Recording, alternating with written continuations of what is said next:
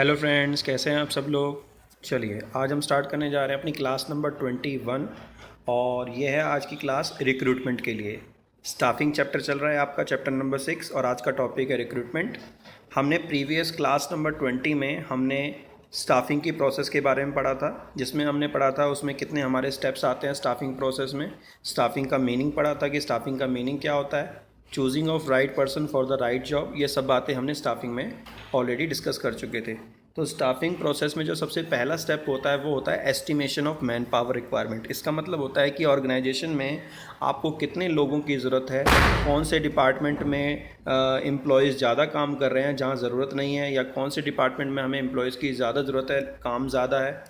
तो वहाँ पर हमने एस्टिमेशन वाला स्टेप पढ़ा था। उसके बाद हमारा दूसरा स्टेप होता है जब हमारे पास एक डिटेल आ जाती है कि हमें अपने ऑर्गेनाइजेशन के लिए इतने एम्प्लॉई की ज़रूरत है, तो हम क्या करते हैं, जितने भी हमें ऑर्गेनाइजेशन में एम्प्लॉय की ज़रूरत होती है, जो पोजीशन खाली होती है, वेकेंट होती है ऑर्गेनाइजेशन में, तो उसके लिए हम रिक्रूटमेंट करते हैं। रिक्रूटमेंट जो है वो एक पॉजिटिव स्टेप है। पॉजिटिव स्टेप इसलिए है क्योंकि रिक्रूटमेंट के अंडर में हम क्या करते हैं, जितने भी एम्प्लॉय जॉब के लिए अप्लाई करना चाहते हैं उन सभी को बुला लेते हैं।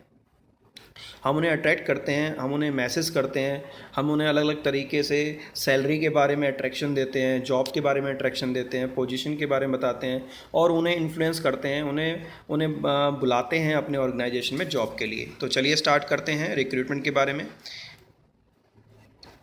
देखिए, जब हम एम्प्लॉयज़ को जॉब पे बुलाते हैं, ठीक है, तो जब हम एम्प्लॉयज़ को रिक्रूट करते हैं, तो जब हम एम्प्लॉयज़ को जॉब के लिए इनवाइट करते हैं, तो इनवाइट करने के हमारे पास कई तरीके होते हैं। तो वही हमने आज डिस्कस करना है, टाइप्स ऑफ रिक्रूटमेंट। तो आज हम पढ़ेंगे कि कितने तरीके से रिक्रूटमेंट हम कर सकते हैं, कितने तरीके से हम जॉब के लिए एम्प्लॉयज़ को इन्वाइट कर सकते हैं। चलिए हम डिस्कस करते हैं। सबसे पहले हम ये देखते हैं कि जो हमारे रिक्रूटमेंट के सोर्स होते हैं, लोगों को इनवाइट करने के जो हमारे पास मेथड्स होते हैं वो कौन कौन से होते हैं, अपनी ऑर्गेनाइजेशन में लोगों को जॉब देने के जो तरीके होते हैं वो कौन कौन से होते हैं। There are the two sources of recruitment.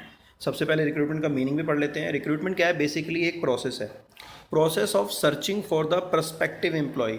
Searching मतलब ढूंढना, प्रस्पेक्टिव मतलब काबिल, एम्प्लॉय मतलब जो एम्प्लॉय, एक अच्छे एम्प्लॉय को ढूंढना ऑर्गेनाइजेशन के लिए, and stimulating them to apply for the job, और उसे स्टिमुलेट करना, उसे रिझाना, उसे मनाना कि वो आपकी जॉब के लिए अप्लाई करे। उसके बाद है आपका इंटरनल सोर्स और external source. There are the two types of sources for the recruitment. एक हमारा इंटरनल सोर्स होता है, एक हमारा एक्सटर्नल सोर्स होता है। थोड़ा सा मैं आपको आइडिया देता हूँ। इंटरनल सोर्स का मतलब होता है recruitment within the organisation. जब हम अपने ऑर्गेनाइजेशन में जो एम्प्लॉय की ज़रूरत है उसकी ज़रूरत को जब हम अपनी ऑर्गेनाइजेशन से ही पूरा कर लेते हैं। जैसे फॉर एग्जांपल मान लीजिए टॉप मैनेजमेंट है, एक मिडिल मैनेजमेंट है, तो मिडिल लेवल मैनेजमेंट पर मान लीजिए एक या लोअर लेवल और मिडिल का एग्जांपल लेते हैं। मान लीजिए एक लोअर लेवल मैनेजमेंट है, एक मिडिल लेवल मैनेजमेंट है। लोअर लेवल मैनेजमेंट पर एक सुपरवाइज़र काम करता है और दो सुपरवाइज़र काम करते हैं, और वहाँ पर एक सुपरवाइज़र की ज़रूरत अभी नहीं है लेकिन वो टैलेंटेड है, और आपको मिडिल लेवल डिपार्टमेंट पे एक मैनेजर की ज़रूरत है। तो आपने क्या किया, लोअर लेवल मैनेजमेंट से उस सुपरवाइज़र को प्रमोट करके आपने जो मिडिल लेवल पर एक मैनेजर की एक जगह खाली है, पोस्ट खाली है, आपने उसको वहाँ पर लगा दिया। तो इसका मतलब आपने क्या किया, प्रमोशन के ज़रिए नीचे से एम्प्लॉय को उठाकर आपने ऊपर वाले लेवल पर पहुंचाकर अपनी वैकेंसी को, ऑर्गेनाइजेशन में ज़रूरत को पूरा कर लिया। तो आपको बाहर से बुलाने की ज़रूरत नहीं पड़ी, आपने ऑर्गेनाइजेशन में ही एक जगह खाली करके दूसरी जगह को फिल कर दिया। या फिर मान लीजिए मिडिल लेवल पर दो डिपार्टमेंट है, परचेज और सेल। परचेज डिपार्टमेंट में एक एम्प्लॉय ज़्यादा है जिसके पास कोई काम नहीं है, तो आपने उसे परचेज डिपार्टमेंट से हटाकर उसे सेल्स डिपार्टमेंट में डाल दिया। तो ये हो गया ट्रांसफ़र, ये भी विद इन द ऑर्गेनाइजेशन हो गया। तो इसका मतलब जब हम अपनी रिक्रूटमेंट जो है लोगों को इनवाइट करने के लिए जॉब के लिए जो ज़रूरत है उसे जब हम अपनी ऑर्गेनाइजेशन में ही पूरा कर लेते हैं तो वो इंटरनल सोर्स कहलाता है। तो यहाँ पर दिया हुआ है, देखो, recruitment within the organisation मैंने यहाँ पे लिखा हुआ है, जो ब्लू पेन से लिखा हुआ है लेफ्ट हैंड साइड वो इंटरनल सोर्स है। जो एक्सटर्नल सोर्स है वो हम थोड़ी देर बाद डिस्कस करेंगे। तो पहला तो मैंने आपको बता ही दिया, transfer, shifting of one employ from one job to another job. एक जॉब से दूसरी जॉब पर जब हम एम्प्लॉय को शिफ्ट करते हैं, one department to another department, एक डिपार्टमेंट से दूसरे डिपार्टमेंट में, या फिर from one shift to another shift, मतलब एक शिफ्ट से दूसरी शिफ्ट में। जैसे मान लीजिए इवनिंग और मॉर्निंग की शिफ्ट चल रही है आपकी, एक एम्प्लॉय मॉर्निंग शिफ्ट में आता है, तो आपने मॉर्निंग शिफ्ट से हटाकर उसको इवनिंग शिफ्ट में, एक एम्प्लॉय की कमी पड़ रही है तो वहाँ पर आपने लगा दिया। Without a substantive change in the responsibility and status. आपने उसके कोई स्टेटस में चेंज नहीं किया, ये नहीं कि आपने उसको डिमोशन कर दिया, आपने उसको नीचे गिरा दिया, या आपने उसकी रिस्पॉन्सिबिलिटी को चेंज ही कर दिया, काम वही है। सारा काम उसको वही आता है जो वो पहले कर चुका है। अगर वो परचेज से सेल में जा रहा है तो उसको परचेज और सेल का काम आता होगा, तभी आप उसको डिपार्टमेंट शिफ्ट करेंगे। ऐसा ना हो कि उसके पास जिस चीज़ की नॉलेज नहीं है आपने उस चीज़ के ऊपर उसे शिफ्ट कर दिया। नहीं, शिफ्टिंग में क्या होगा, रिस्पॉन्सिबिलिटी और स्टेटस वही रहेगा, नहीं तो उससे एम्प्लॉई क्या हो जाएगा, डिमोरलाइज हो जाएगा। अगर आपने मिडिल लेवल से उसे लोअर लेवल पर ट्रांसफर कर दिया तो वो डिमोरलाइज हो जाएगा। तो इसीलिए एम्प्लॉय को शिफ्ट करते समय आप ध्यान रखें कि उसकी जो कैपेबिलिटी है उसके अकॉर्डिंग रिस्पॉन्सिबिलिटी जो है उसके अकॉर्डिंग उसकी शिफ्टिंग होनी चाहिए। ऐसा ना हो कि उसकी रिस्पॉन्सिबिलिटी बढ़ाकर आपने उसको काम दे दिया या आपने उसकी जो स्टेटस है उसको गिराकर उसकी ट्रांसफ़र कर दिया आपने। वो मिडिल लेवल में मैनेजर के अंडर में था, अब आपने उसको दूसरे डिपार्टमेंट में बहुत ही ज़्यादा सबऑर्डिनेट के बहुत ही नीचे वाले लेवल पे उसको डाल दिया, तो वो नहीं होना चाहिए। रिस्पॉन्सिबिलिटी जितनी उसकी है उसी के अकॉर्डिंग पैरेलल रिस्पॉन्सिबिलिटी में उसको काम देना चाहिए और वो उसे काम आना चाहिए। तो ट्रांसफ़र में क्या होता है कि उसकी जॉब की पोजीशन हम चेंज कर देते हैं, one department to another department, one job to another. जैसे मान लीजिए अकाउंट्स डिपार्टमेंट में पहले वो ट्रेडिंग P&L बनाता था, अब आपने उसको बैलेंस शीट का काम दे दिया। सेम रिस्पॉन्सिबिलिटी सेम है, कोई ज़्यादा फ़र्क नहीं है, और पोजीशन भी सेम है, स्टेटस भी सेम है, बस क्या हुआ, जॉब चेंज हो गई। आपने एक एम्प्लॉय को परचेज से सेल में डाल दिया। अब जो एम्प्लॉय परचेज और सेल में कनेक्टेड रहता है तो उसको परचेज सेल का काम भी आता ही है, तो उसमें भी कोई दिक्कत नहीं है। अब है प्रमोशन। प्रमोशन का मतलब होता है shifting an employ to a higher position. जब हम एक एम्प्लॉय को नीचे वाली पोजीशन से उठाकर एक बड़ी पोजीशन पे डाल देते हैं तो उसे हम प्रमोशन बोलते हैं। तो ये भी प्रमोशन क्या है, एक सोर्स ऑफ रिक्रूटमेंट है। एक ऑर्गेनाइजेशन में जगह को खाली करने का, एक ऑर्गेनाइजेशन में खाली जो जगह है, वेकेंट पोजीशन है, उसको फिल करने का ये भी एक तरीका है। उसके बाद है ले ऑफ। ले ऑफ का मतलब होता है ऑर्गेनाइजेशन में जब कोई पर्टिकुलर प्रोजेक्ट पर काम चल रहा होता है तो उस पे पर्टिकुलर प्रोजेक्ट पे काम कर रहे हो हम कुछ स्पेशलाइज्ड लोगों को बुलाते हैं, टेक्निकल लोगों को बुलाते हैं, जो उस प्रोजेक्ट के कंप्लीट होने के बाद उनका सस्पेंशन हो जाता है, वो जॉब छोड़ के चले जाते हैं। जैसे मान लीजिए कि आपने कंप्यूटर टेक्नोलॉजी वाले कंप्यूटर टेक्नीशियंस को बुलाया ऑर्गेनाइजेशन में एक लैब तैयार करने के लिए कि आप यहाँ पर लैब तैयार कीजिए, कंप्यूटर लगाइए, पूरा सिस्टम विंडो वगैरह सेट कीजिए, वायरिंग वगैरह का काम कीजिए। तो आपने उनको 3 महीने का प्रोजेक्ट दिया लाइब्रेरी सेट करने का, लैब सेट करने का, कंप्यूटर लैब का, और जैसे ही कंप्यूटर लैब तैयार हो गई वो चले गए। फिर उसके बाद मान लीजिए कि 5-6 महीने के बाद आपको एक लैब और तैयार करनी है छोटे बच्चों के लिए, तो आपने फिर दोबारा से उनको बुला लिया। तो बेसिकली ले ऑफ क्या था, it is only a temporary suspension of employment. हम क्या करते हैं, कुछ एम्प्लॉयज़ को टेम्परेरी ऑर्गेनाइजेशन में रखते हैं 2-3 महीनों के लिए, फिर उन्हें 2-3 महीने के लिए हटा देते हैं, फिर दोबारा बुला लेते हैं। तो it is only a temporary suspension of employment for doing a particular project. When a new project arise they are recalled and recruited. जब कोई नया प्रोजेक्ट आता है तो उनको दोबारा से बुला लिया जाता है, दोबारा से उनको जॉब पे रख लिया जाता है। जब वो प्रोजेक्ट कंप्लीट हो जाता है तो हम उन्हें वापस भेज देते हैं। तो एक ये भी क्या है, इंटरनल सोर्स ऑफ रिक्रूटमेंट। ठीक है, तो अब हम पढ़ते हैं external source of recruitment. External source of recruitment का मतलब होता है रिक्रूटमेंट फ्रॉम आउटसाइडिंग द ऑर्गेनाइजेशन। जब हम अपने ऑर्गेनाइजेशन में मैन पावर की कमी को, वेकेंट पोजीशन को फिल करने के लिए बाहर से लोगों को बुलाते हैं, बाहर से लोगों को इनवाइट करते हैं, तो वो हमारे एक्सटर्नल सोर्स ऑफ रिक्रूटमेंट होते हैं। ये टोटल हमारे 10 हैं जो यहाँ दिए हुए हैं लेफ्ट हैंड साइड। अब इनको हम डिटेल में स्टडी करते हैं। चलिए अब एक एक करके डिस्कस करेंगे। सबसे पहला है हमारा डायरेक्ट रिक्रूटमेंट। डायरेक्ट रिक्रूटमेंट का मतलब होता है a notice is placed on the notice board of the enterprise. इसमें बेसिकली क्या होता है कि हमारे जितने भी अनस्किल्ड और सेमी स्किल्ड वर्कर होते हैं, मतलब जो अनस्किल्ड लोग होते हैं जिनको थोड़ा बहुत छोटा मोटा कोई काम आता है, जो बिल्कुल जिनके पास जो क्वालिफाइड नहीं होते या जिनके पास कोई पर्टिकुलर स्किल नहीं होती है, अनस्किल्ड होते हैं, उन्हें कोई भी काम दे दो, मटेरियल उठाने का काम दे दिया, या आपने रॉ मटेरियल को मशीन में डालने का काम दे दिया, या आपने लेबर का काम करा लिया, या क्लीनिंग का काम करा लिया, डस्टिंग का काम करा लिया। तो इस तरीके से आपको जब लेबर क्लास लोगों की ज़रूरत होती है तो हम क्या करते हैं, फैक्ट्री गेट के बाहर एक नोटिस लगा देते हैं, we required 10 workers, we required 5 workers. तो a notice board is placed on the notice board of the enterprises for the recruiting casual vacancies. Casual vacancies का मतलब होता है जो आमतौर पर वैकेंसीज ऑर्गेनाइजेशन में निकलती रहती हैं, वर्कर की ज़रूरत पड़ती रहती है। तो कैजुअल वैकेंसीज ऑफ अनस्किल्ड और semi skilled worker at the time of rush of work. इसका मतलब होता है, ये ध्यान रखना, रश ऑफ वर्क का मतलब होता है कि जब ऑर्गेनाइजेशन में बहुत ज़्यादा प्रोडक्शन बढ़ जाता है या आपके गुड्स की डिमांड बढ़ जाती है तो आपको ओवर टाइम लगाना पड़ता है, या आपको वर्किंग आवर्स बढ़ाने पड़ते हैं, तो आपको एम्प्लॉय की ज़रूरत पड़ती है। तो ऐसी सिचुएशन है जब ऑर्गेनाइजेशन में प्रोडक्शन बढ़ जाता है, काम बढ़ जाता है, तो कुछ पर्टिकुलर टाइम पीरियड के लिए हमें कैजुअल वर्कर की ज़रूरत होती है। और उस केस में क्या होता है कि ये ज़रूरत हमें तब पड़ती है जब हमारे परमानेंट वर्कर जो होते हैं वो काम पर नहीं होते या वो ओवर टाइम नहीं कर रहे होते, तब ऐसे लोगों की ज़रूरत पड़ती है।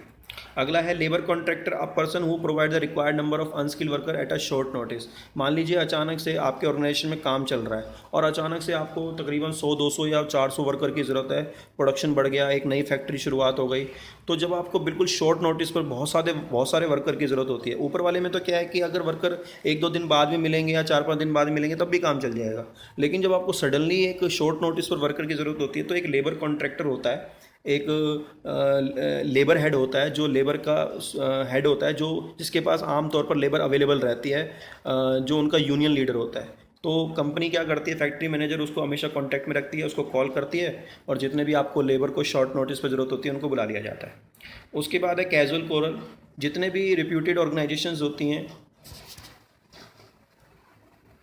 जितने भी रिप्यूटेड ऑर्गेनाइजेशंस होती हैं, जो प्रतिष्ठित ऑर्गेनाइजेशन होती हैं, जो बिल्कुल फेमस ऑर्गेनाइजेशन होती हैं, वो हमेशा क्या करती हैं, अपने पास ना एक डाटाबेस रखती हैं उन एप्लीकेंट्स का जो हमेशा उनके ऑर्गेनाइजेशन में जॉब के लिए तैयार रहते हैं कि अगर इस ऑर्गेनाइजेशन में वैकेंसी निकलेगी तो हम हमेशा तैयार करने के लिए तैयार बैठे हैं। ठीक है, अब मान लीजिए कि कोई बहुत अच्छा स्कूल है सिटी में, या किसी एक इलाके में बहुत बड़ी इंडस्ट्री है, तो आप हमेशा कोशिश करते हैं कि उस ऑर्गेनाइजेशन में आपकी जॉब लग जाए तो आपकी कैरियर के लिए अच्छा होगा। तो इसीलिए हमेशा जो रेप्यूटेड ऑर्गेनाइजेशंस होती हैं, जो अच्छी ऑर्गेनाइजेशन होती हैं, वो हमेशा जब भी कोई एम्प्लॉय उनके जॉब में एम्प्लॉय जो है वो उनके ऑर्गेनाइजेशन में जॉब के लिए अप्लाई कर रहा होता है, तो वो हमेशा ऑर्गेनाइजेशन अपने पास डाटा रखती है, चाहे भले ही जॉब ना हो, लेकिन उनका रिज्यूम अपने पास रख लेती है, उनका CV अपने पास रख लेती है कि कल को ज़रूरत पड़े तो वो उनको कॉल कर लेगी। तो इसीलिए जो कैजुअल कॉलर होते हैं, जिनका रिज्यूम हमेशा कंपनी के पास अवेलेबल रहता है, जो पहले कंपनी में ऑलरेडी अप्लाई कर चुके होते हैं, तो कंपनी क्या करती है, at the time of their need, अपनी ज़रूरत के समय पर उनको लिस्ट निकाल के कॉल करके बुला लेती है।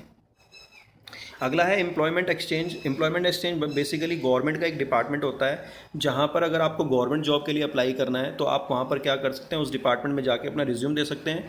जब भी गवर्नमेंट को अपने डिपार्टमेंट में कभी भी रेलवे में या एयरलाइंस में या कहीं भी एम्प्लॉयज़ की ज़रूरत होती है, या फिर अपनी किसी फैक्ट्री में, या कोई भी स्टील इंडस्ट्री या इलेक्ट्रिसिटी डिपार्टमेंट है, तो यहाँ पर गवर्नमेंट क्या करती है, एम्प्लॉयज़ को शॉर्ट लिस्ट करती है और उनको जॉब के लिए बुला सकती है।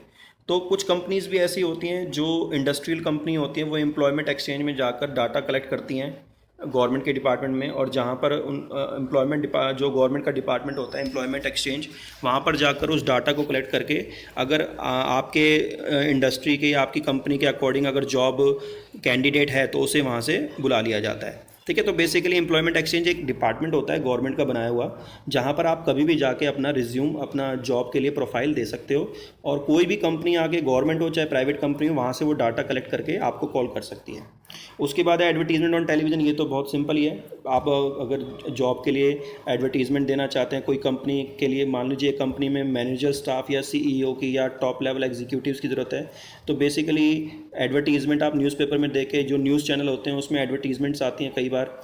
ठीक है, आज के ट्रेंड में तो टेलीविज़न पे एडवर्टीजमेंट कम आती हैं, लेकिन पहले के टाइम में अगर हम बात करें कुछ 10-15 साल पहले की, तो कई बार जो टॉप लेवल मैनेजमेंट की जो जॉब्स होती थी उसके लिए टीवी पर कई बार ऐड आती थी कि भाई इस कंपनी के लिए CEO की ज़रूरत है, यहाँ पर एक प्रोडक्शन मैनेजर की ज़रूरत है। तो आप अगर एम्प्लॉय की रिक्रूटमेंट के लिए जो स्किल्ड, जो qualified, heavy qualified skilled person होते हैं, उनकी अगर आपको रिक्रूटमेंट की ज़रूरत है तो आप टीवी पे भी एडवर्टीजमेंट दे सकते हैं। उसके बाद वेब पब्लिशिंग है।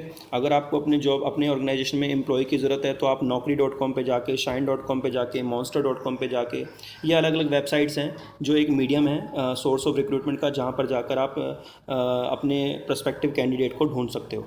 उसके बाद है रिकमेंडेशन ऑफ एम्प्लॉय। कई बार ऐसा होता है कि आपको जब अपनी जॉब के लिए एम्प्लॉय नहीं मिल रहे होते हैं, तो आप अपनी ऑर्गेनाइजेशन में ही लोगों को बोलते हैं कि आपकी नॉलेज में कोई आपके रिलेटिव्स या फ्रेंड्स हो तो आप उन्हें जॉब के लिए इनवाइट करें, आप उन्हें बुलाएं, हमारे ऑर्गेनाइजेशन में वैकेंसी है। तो जब अपनी ही ऑर्गेनाइजेशन में एम्प्लॉय की रिकमेंडेशन से जब कोई एम्प्लॉय आता है तो उसे बोलते हैं recommendation of employ. Applicants introduce by the present employ और देयर फ्रेंड एंड रिलेटिव। जब ऑर्गेनाइजेशन में ही काम करने वाला कोई एम्प्लॉय अपने दोस्त को या अपने रिश्तेदारों को अपनी ही कंपनी में किसी जॉब के लिए बुलाता है तो उसे हम रिकमेंडेशन ऑफ एम्प्लॉय बोलते हैं। उसके बाद है advertisement in newspaper and journals. जितने भी हमारे ट्रेड जर्नल्स होते हैं, जो मैगजीन्स होती हैं या फिर जो न्यूज़पेपर होते हैं, उसमें भी आप एडवर्टीजमेंट देके अपने कैंडिडेट्स को, जो भी आपको एम्प्लॉयमेंट की ज़रूरत है आपको अपनी ऑर्गेनाइजेशन में, उसको पूरा कर सकते हो। उसके बाद है placement agency and management consultant. Placement agency basically क्या होती हैं, एम्प्लॉयमेंट एक्सचेंज के बिल्कुल अपोजिट होती हैं। जैसे एम्प्लॉयमेंट एक्सचेंज गवर्नमेंट का डिपार्टमेंट होता है, गवर्नमेंट उसे उसे गवर्नमेंट चलाती है। इसी तरीके से प्लेसमेंट एजेंसी जो होती है वो प्राइवेट पर्सनस की होती है, प्राइवेट लोग उसे चलाते हैं, ऑफिस बनाते हैं। उस प्राइवेट ऑफिस में जाके आप अपना जॉब के लिए रिक्रूटमेंट जॉब के लिए अप्लाई कर सकते हो। कंपनी भी वहाँ से डाटा ले सकती है अपने एप्लीकेंट के लिए। आपको भी जॉब अप्लाई करनी है तो आप भी वहाँ पर अपना रिज्यूम दे सकते हो। एंड मैनेजमेंट कंसल्टेंट का मतलब होता है कि जितने भी हमें मैनेजरियल पर्सनल की ज़रूरत होती है, यहाँ पर मैं थोड़ा सा जूम कर देता हूँ। When a firm required technical and professional employees, जब एक ऑर्गेनाइजेशन को टेक्निकल और प्रोफेशनल एम्प्लॉयज़ की जरूरत होती है। टेक्निकल प्रोफेशनल का मतलब जैसे आपको एक हाईली एजुकेटेड और highly qualified highly experienced doctor की ज़रूरत है, या एक लॉयर की ज़रूरत है अपनी कंपनी के लिए, या एक इंजीनियर की ज़रूरत है, एक मैकेनिकल इंजीनियर की ज़रूरत है। तो जितने भी टेक्निकल और प्रोफेशनल्स एम्प्लॉयज़ होते हैं, जैसे आपके डॉक्टर हो गए, या लॉयर हो गए, या चार्टेड अकाउंटेंट हो गए, या फिर इंजीनियरिंग की इंडस्ट्री में जो आपके मैकेनिकल या इलेक्ट्रॉनिकल इंजीनियर्स होते हैं, उनकी आपको मैनेजर की ज़रूरत है। तो ये प्लेसमेंट एजेंसी और ये मैनेजमेंट कंसल्टेंट जो होते हैं, ये आपको इस तरह के जो रिक्रूटमेंट है उनको पूरा करके देते हैं, इस तरह के एप्लीकेंट्स की ज़रूरत को पूरा करके देते हैं। जैसे मान लीजिए कि आपको अपने ऑर्गेनाइजेशन में एक टैक्स कंसल्टेंट की ज़रूरत, टैक्स मैनेजर की ज़रूरत है, या आपको अपने ऑर्गेनाइजेशन में एक चार्टेड अकाउंटेंट की ज़रूरत है, या एक डॉक्टर की ज़रूरत है। तो ये जितने भी बड़ी बड़ी प्लेसमेंट एजेंसी और मैनेजमेंट कंसल्टेंट्स होते हैं, ये आपको मैनेजर लेवल के लिए एप्लीकेंट्स को हायर करके एप्लीकेंट्स को अवेलेबल करा के देते हैं। तो ये जितने भी मैंने सोर्सेज के बारे में आपके सामने पढ़ा, ये सारे थे एक्सटर्नल सोर्स ऑफ रिक्रूटमेंट। और इससे पहले हमने डिस्कस किया था इंटरनल सोर्स ऑफ रिक्रूटमेंट। ये दो सोर्स होते हैं हमारे एप्लीकेंट्स को इनवाइट करने के ऑर्गेनाइजेशन में। और ये ध्यान रखना कि जो रिक्रूटमेंट होता है वो एक पॉजिटिव स्टेप होता है। इसमें हम लोगों को इनवाइट भले ही करते हैं, लेकिन उनको जॉब पे रखना या ना रखना वो हमारा अगला स्टेप होता है, जिसका नाम है सिलेक्शन। वो हम क्लास नंबर 22 में डिस्कस करेंगे। Thank you.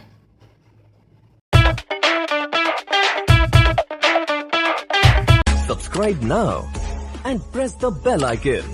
Never miss an update.